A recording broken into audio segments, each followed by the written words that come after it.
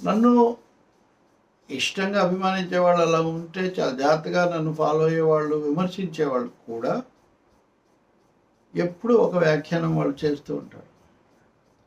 అలాగే ఎవరు రాజకీయ పార్టీలు ఏవేవి ఉన్నాయి, దేని పట్ల ఎటువంటి వైఖరి తీసుకోవాలన్న విషయంలో కూడా వాళ్ళకి చాలా అభిప్రాయ భేదాలు ఉంటాయి. నేను జనరల్గా జర్నలిస్ట్గాను నా రాజకీయ అభిప్రాయాలు లేవు అని నేను ఎప్పుడు చెప్పలేదు, వామపక్ష కోణం లేదని. కానీ అదే సమయంలో జర్నలిస్ట్గా కూడా నేను అన్ని విషయాలు చెప్తూ ఉంటాను. ఈ రెండింటినీ నేను ఎప్పుడు కన్ఫ్యూజ్ చేయలేదు. కానీ చాలామంది కామెంట్స్ పెట్టేవాళ్ళు, లేకపోతే వీళ్ళు మటుకు కావాలని కన్ఫ్యూజ్ చేయడానికి, అలాగే నేనేదో దారి తప్పిపోతున్నట్టు లేదా కావాలనేదో చేస్తున్నట్టు వీళ్ళు మాట్లాడుతూ ఉంటారు. ఇలాంటి వాళ్ళు కొంతమంది ఈరోజు మార్క్స్ పుస్తకం గురించి కూడా నేను పొద్దున కూడా చెప్పా కదా, మార్క్సిజము లేదా కమ్యూనిస్ట్ ఉద్యమం పెద్ద పెద్ద మాటలు మాట్లాడుతుంటారు. అలాంటి వాళ్ళకి నేను వన్స్ ఫర్ ఆల్ మొదటిసారి చివరిసారి ఒక వివరణ ఇవ్వదలుచుకున్నాను. ఈరోజు కార్ల్ మార్క్స్ జయంతి సందర్భంగా నేను ఇక్కడ ప్రజాశక్తిలోనూ, ఇటు నమస్తే నవ తెలంగాణలోనూ వ్యాసం రాశాను. ఇందులో చాలా స్పష్టంగా ఈ మిత్రులు లేకపోతే ఈ వ్యతిరేకులు తరచూ ఏవైతే రాజకీయ అంశాలకు సమాధానం రాశాను. ఇది నేను వ్యక్తిగతం కాదు, ఇది 2 పత్రికల్లో 2 రాష్ట్రాల్లో కూడా వచ్చింది. ప్రతి ఆదివారం నా వ్యాసం వస్తుంది. నా రాజకీయ భావాలు లేకపోతే నేను ఏమనుకుంటున్నాను అందులో ఉంటాయి. ఇందులో పెద్ద దాపరికం కూడా ఏం లేదు. అలాగే ఇప్పుడు ప్రజాశక్తిలో అక్కడ ఎన్నికలు జరుగుతున్నాయి కాబట్టి నేను రోజు 3 కవితలు, కలంబాణాలు అనేవి రాస్తుంటాను. అన్ని విషయాల మీద అంటుంటాను. వీళ్ళకి అక్కర్లేదు. ఎనీవే, ఇప్పుడు రాజకీయంగా ఎలా చూడాలి, ఎలా ఆలోచించాలి, లేదా ఉద్యమం ఎలా ఆలోచిస్తుంది, దానికి నేను రాసిందే చదువుతాను, మళ్ళీ ఎందుకు. కనుక మార్క్స్ చరిత్ర కాదంటే అయిపోయింది కాదు. చరిత్రలోనూ చరిత్రతోనూ ఉంటాడు. చరిత్ర నిర్మాణానికి దారి చూపిస్తాడు. మార్క్స్ అంటే ఆయనను అధ్యయనం చేసేవారంతా, ఆ ప్రయత్నం చేసినా సరే మార్క్స్ బోధనల సమగ్రత, సారాంశం వంట పట్టించుకునేవారు. అర్థమైనా వ్యతిరేకించేవారు. ఏవో పై మాటలతో వాటిపై దాడి చేస్తూ ఉంటారు. ఇంకొందరు వ్యతిరేక శక్తుల ప్రేరణతో సవాళ్లు విసుగుతుంటారు. నిజాలు, నిర్దిష్ట పరిస్థితులు వారికి ఏమీ అవసరం ఉండదు. ఎందుకంటే వారు ఆయన ఆశయాల బాటలో నడిచే ఉద్యమాలలో ఉండరు, ఆచరణలో పాల్గొనరు. కనుక వాస్తవ సమస్యలు తెలియవు. సమిష్టి చర్చలు, సహచరుల అభిప్రాయాలు, అనుభవాలు వినే అవసరం కూడా ఉండవు. తమకు తోచింది, నచ్చింది, నచ్చంది అంతే. ఆ మార్గంలో నిలబడటానికి, కొనసాగడానికి సిద్ధం కాలేదు. చాలామంది ఆ భావాలు తెలిసినా బయటి ఒత్తిళ్ల వల్ల లేదా స్వీయ కాంక్షల వల్ల పదవులు, అవకాశాలు తెచ్చుకుంటారు. తెలుగు రాష్ట్రాలే తీసుకుంటే వివిధ రంగాలలో అలాంటి వారు అనేకులు. రాజకీయాలు, వ్యాపారాలు, సినిమా, మీడియా ఒకటేమిటి, ప్రతి చోట ఇలాంటి వారు అందరికీ పరిచయమే. తమ కుటుంబ పెద్దల మార్గంలో ఉద్యమాన్ని గౌరవించి సహకరించేవారు కూడా అనేకులు ఉంటారు. ఏమైనా ఇలాంటి వారిలో అవగాహనతో, అభిమానంతో పాటు పరిమితులు కూడా ఉంటాయి. పరిస్థితుల కారణంగా వారిలో వచ్చిన మార్పులు ఉంటాయి. సిద్ధాంతపరంగా తాము ఇటే అనుకుంటున్నా, అంటే ఇటే ఉన్నారని మేము అని అనుకుంటున్నా, ఆలోచనలు కాస్త అటు ఇటు గాడి తప్పే ప్రమాదాలు ఉంటాయి. అంతేకాక పాలక వర్గాలు, ప్రభుత్వాలు ఎప్పుడూ కమ్యూనిస్టులపై దాడి కోసం బృందాలను తయారు చేస్తుంటాయి. కొన్ని బృందాలు ఉంటాయి, మనుషులు ఉంటారు. ఇలాంటి వారు కూడా సానుకూలంగా ఉంటూనే నిజాయితీగానే అనేక సందేహాలు, వీళ్ళు అంటే పాజిటివ్గా ఉన్నా చాలా డౌట్స్. వారి మాటలు వినేవారిలో సందేహాలు రావచ్చు. దీని మీద నేను 2 ఉదాహరణలు చెప్పాను. ఇక్కడ ఒక ఉదాహరణ చదువుతాను. ఏపీలో 3 పొందికలు ఉన్నాయి, పొలిటికల్ ఫార్మేషన్స్. జగన్ పాలన దారుణంగా ఉంది కనుక బీజేపీతో కలిసి గెలవడమే మార్గం అనేది టీడీపీని, చంద్రబాబును అభిమానించే వారి వాదన. అంతకుముందు ఎన్నికల్లో వామపక్షాలతో కలిసి పోటీ చేసిన జనసేనాని పవన్ కళ్యాణ్ ముందే బీజేపీతో ఉన్నారు. జాతీయంగా మోడీ పాలనలో నిరంకుశత్వాన్ని, బీజేపీ ఆర్ఎస్ఎస్ మతతత్వాన్ని, కార్పొరేట్ అనుకూల మతతత్వాన్ని నిలవరించడం కోసం లౌకిక పార్టీలు ఐక్యంగా పోరాడాలనే వైఖరి వామపక్షాలది. కనుక కాంగ్రెస్తో ఇండియా వేదికగా ఏర్పడ్డాయి. ఇండియా వేదిక, కూటమి కాదు, అది కూడా నిర్ణయం చేసుకోవాలి. ఎంత బలం, ఎన్ని సీట్లు అనేది ఎలా ఉన్నా ఏపీకి ప్రత్యేకంగా అన్యాయం చేసిన బీజేపీతో కలిసిన టీడీపీ, వైసీపీలను రెండింటినీ వ్యతిరేకిస్తున్నాయి. అంటే వాళ్ళకి ఎన్ని బలం ఉంది, ఎన్ని ఓట్లు వస్తాయి, ఎందుకంటే తేలిగ్గా మాట్లాడుతుంటారు కదా. బట్ ఒక రాజకీయ విధానం. తెలంగాణలో లోక్సభ ఎన్నికలు మాత్రమే కనుక భువనగిరిలో మాత్రం సిపిఎం పోటీ చేస్తూ కాంగ్రెస్కు మద్దతు ఇస్తున్నది. మిగిలిన చోట్ల జగన్ పాలనను ఓడించటం ఏకైక అవసరం కాగా బీజేపీ సమస్య తీసుకురావటం ఏంటని కొందరు అదే పనిగా వాదిస్తుంటారు. చాలామంది వెంటనే మాట్లాడగానే అది జరిగింది, ఇది జరిగింది, ఇది చూడలేదు కానీ ఓకే, కానీ అదొకటి ఏకైక అవసరం కాదు, జాతీయమైనది కూడా ఒకటి ఉంది. అసలు జగనే దీన జనోద్ధారకుడు కాగా కమ్యూనిస్టులు విమర్శించడం ఏంటని వైసీపీ వారు అంటుంటారు. ఇంకా వైసీపీ వాళ్ళు ఆయన చాలా అది చేశారు, ఇది చేశారు కాబట్టి ఆయన వ్యతిరేకించడం చాలా అన్యాయం. అసలు ఇంకా కొంచెం ముందుకెళ్ళి మాట్లాడేవాళ్ళు కూడా ఉంటారు.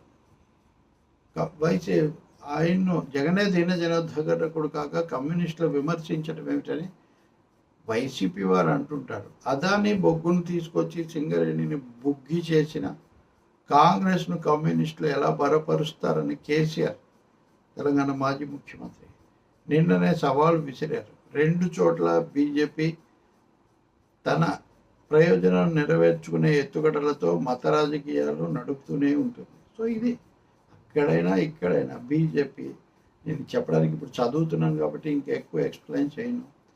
వైసీపీ, టీడీపీ కూడా ఆర్థిక విధానంలో ఒకటే తరహాగా ఉండటం, బీజేపీతో ప్రత్యక్ష పరోక్ష పొత్తులు కలిగి ఉన్నాయి. వాటి విధానంలో పెద్ద మార్పే లేదు, సంక్షేమ పథకాలు అనేది తప్పితే. అలాగే బీఆర్ఎస్ కూడా ఉప ఎన్నికల్లో కమ్యూనిస్టుల మద్దతుతో బయటపడి తర్వాత దూరం చేసుకుంది.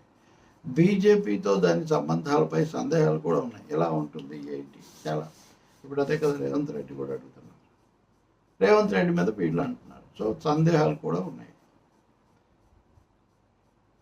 ఇలాంటి పరిస్థితుల రీత్యా ఇంతకంటే భిన్నమైన విధానం కమ్యూనిస్టులు అనుసరించే అవకాశమే లేదు. ఇది ఈ రాష్ట్రాలు దేశంలో భాగం కానట్టు ఇక్కడికే పరిమితమై ఆలోచించటం ఎలా సాధ్యం? దేశమంతా ఉండే విధానం ఇక్కడ కూడా కదా.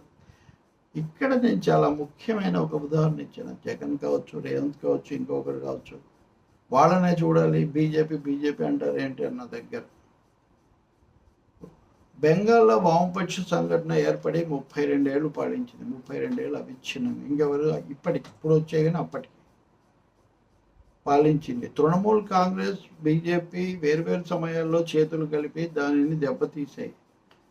వామపక్ష సంఘటన సిపిఎం నాయకత్వంలో ఉండింది.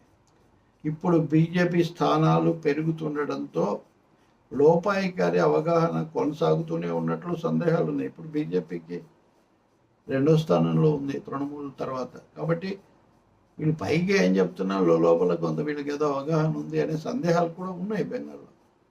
ఇప్పుడు తెలంగాణలో ఉన్నట్టు అనేక విధాలుగా ఉన్నాయి. మమతా పాలనలో అమానుషాలు అనేకమని సిపిఎం చెప్తూ ఉంది చాలాసార్లు, మన సందేశకళితో సహా. అయినా వామపక్ష సంఘటన బీజేపీని, టీఎంసీని వ్యతిరేకించి పోరాడుతున్నది. ఇది కీలకం. అంటే మమతా బెనర్జీ కంటే సిపిఎంకి ఇంకా అక్కడ ఏముంటుంది? అలాంటి మమతా బెనర్జీని ఎంత వ్యతిరేకించినా బీజేపీ, మమతా ఒకటే అని ఎప్పుడు అక్కడ లెఫ్ట్ ఫ్రంట్ చెప్పలేదు. బీజేపీతో కలవడానికి ఎప్పుడు సిద్ధపడలేదు. కాంగ్రెస్ విషయంలో కొంత కలవటం, కొన్ని ప్రయత్నాలు, కొన్ని ఫలితాలు ఉన్నాయి. కానీ అందుకని ఇక్కడ కీలకమైంది ఏ ప్రాంతీయ పార్టీని కూడా, అది ఎలాంటిది లేదా ఎన్ని విమర్శలు ఏమున్నా, జాతీయంగా ఉన్న బీజేపీని మత రాజకీయాలు, కార్పొరేట్లు, భావ ప్రయత్న, స్వేచ్ఛ మీద ఒకటిగా చాలా ఉన్నాయి కదా. పైగా అధికారం కూడా కేంద్రానికి, రాష్ట్రానికి ఉంది. కాబట్టి బీజేపీ కంటే వీళ్ళే అధ్వానం అని మమతా బెనర్జీనే అంటాం లేదు, సిపిఎం కానీ కమ్యూనిస్టులు కానీ. మమతా బెనర్జీని అననిది ఇక్కడ ఏదో జగన్ అంటారని మనం ఎలా? ఎవరినైనా సరే జగన్ను కూడా వ్యతిరేకించండి, ఎన్డీఏని కూడా వ్యతిరేకించండి అనే విధానం అలా వస్తుంది. రూపాయికారి అవగాహన, మమతా పాలనలో అమానుషాలు అనేక. అయినా వామపక్ష సంఘటన బీజేపీని, టీఎంసీని వ్యతిరేకించి పోరాడుతున్నది. అలాగే కాంగ్రెస్తో కలిశారు అని రేవంత్ కేసీఆర్ అన్నారు. కానీ అయినా కానీ భువనగిరిలో పోటీ విరమించుకోమని రేవంత్ రెడ్డి అడిగారు ముఖ్యమంత్రి, కానీ సిపిఎం విరమించుకోలేదు, వాళ్ళు కొనసాగుతున్నారు. అక్కడ పోరాపడుతుంది. అంటే ఇక్కడ మనం తెలుసుకోవాల్సింది, అది చాలామంది ఆలోచించింది, వీళ్ళు తప్పే కదా, వాళ్ళు తప్పే కదా. నిజమే, ఎవరి తప్పుల మీద వాళ్ళతో పోరాడదు, కానీ ఒకరి కోసం ఇంకొకరిది తక్కువ చేయటం, ఇదేదో పెన మీద నుంచి పొయ్యిలోకి పడినట్టుగా తెచ్చి బీజేపీని ఎత్తిన పెట్టుకోవడం. బీజేపీని 2018లో ఉదాహరణకు టీడీపీ పూర్తిగా వ్యతిరేకించి ధర్మ పోరాటం అన్నారు, అధర్మం వాళ్ళది అన్నారు. ఇప్పుడు ఏమైంది ధర్మ పోరాటం? అలాగే వైసీపీ వ్యతిరేకం అంటారు, కానీ ఏం కాదు. చంద్రబాబు నాయుడు, జగన్ ఇద్దరు కూడా తమ ఇంటర్వ్యూలలో రాహుల్ గాంధీ కంటే నరేంద్ర మోదీ మెరుగు అన్న మాట చెప్పారు. జగన్ అయితే కొంచెం ఒక మాట, మైనార్టీలు ఇట్లాంటి విషయాలు మినహాయిస్తేనే ఒక చిన్న తోక తగిలించారు. చంద్రబాబు అది కూడా లేదు. నేను ఎప్పుడూ చెప్పలేదని ఆయన అంటున్నారు. 2018లో ఆయన ఏం చెప్పారు అందరూ విన్నారు. నేను ఆయన్ను కానీ నేనేం అనదలుచుకోలేదు. కానీ పదే పదే నా మీద కామెంట్స్ చేస్తున్నారు. చూడండి, మేమేదో ఇదైపోయామో అదైపోయామో, వాళ్ళ కోసం చెప్తున్నాను. ఇది ఉద్యమాలకు సంబంధించిన పత్రికల్లో నేను సంపాదకత్వం వహించి దాని పెంపుదల మొత్తం చూసినటువంటి, అంతా దాంట్లో భాగస్వామిగా ఉన్నవాడిని. అందరికీ తెలిసి విధానపరమైన పత్రికలు కూడా కాదు, అందులో రాసింది మీకు చదివి వినిపించాను. కాబట్టి ఏదో దీన్ని అటు ఇటు తిప్పి ఏదో వ్యక్తిగతంగా ఏవో సందేహాలు పెంచాలని, లేకపోతే అటో ఇటో మొగ్గలేదనే ఉక్రోషంతోనూ కామెంట్స్ చేసేవాళ్ళు తెలుసుకోవాల్సిన అవసరం ఉంది. రెండోది, దేశ రాజకీయాలు, అందులో భాగంగా రాష్ట్రాల రాజకీయాలు, అక్కడున్న భిన్న రాజకీయ శక్తులు, వాటి పట్ల తీసుకోవాల్సిన విధానాలు, ఇదంతా ఒక ప్రాసెస్. ఒక కంప్లీట్ పిక్చర్ చూడాలి, సంపూర్ణ దృశ్యం.